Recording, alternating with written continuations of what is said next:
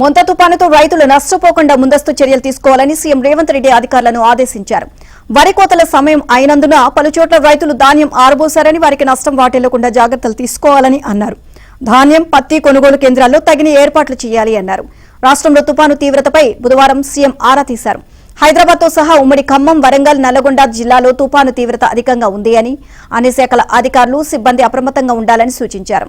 SDRF, NDRF బృందాలు సమన్వయం చేసుకోవాలి అని, కలెక్టర్లు ఆయా బృందాలకు తగిన మార్గదర్శకత్వం వహించాలి అని అన్నారు. వాగులు, వంకలు పొంగే ప్రమాదం ఉన్నందున లోతట్టు ప్రాంతాల్లో నివాసం ఉండే కుటుంబాలను సహాయ శిబిరాలకు తరలించాలి అన్నారు. నీటిపారుదల శాఖ అధికారులు జలాశయాలు, చెరువులు, కుంటల్లో నీటి మట్టాన్ని ఎప్పటికప్పుడు పరిశీలిస్తూ కలెక్టర్లకు సమాచారం ఇవ్వాలి అని సూచించారు.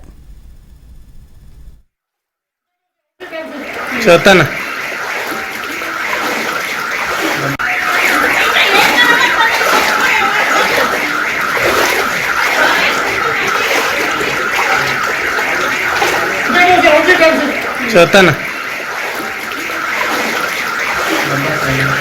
उधर से सकते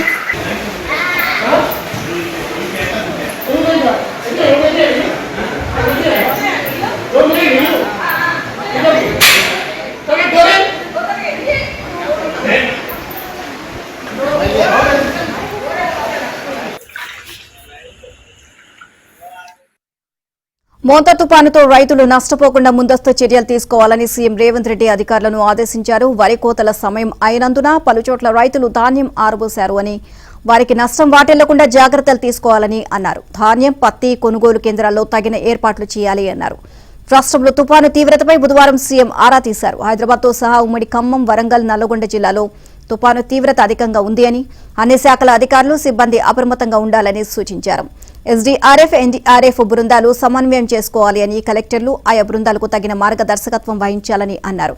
వాగులు, వంకలు పొంగే ప్రమాదం ఉన్నందున లోతట్టు ప్రాంతాల్లో నివాసం ఉండే కుటుంబాలను సహాయ శిబిరాలకు తరలించాలి అన్నారు. నీటిపారుదల శాఖ అధికారులు జలాశయాలు, చెరువులు, కుంటల్లో నీటి మట్టాన్ని ఎప్పటికప్పుడు పరిశీలిస్తూ కలెక్టర్లకు సమాచారం ఇవ్వాలని సూచించారు.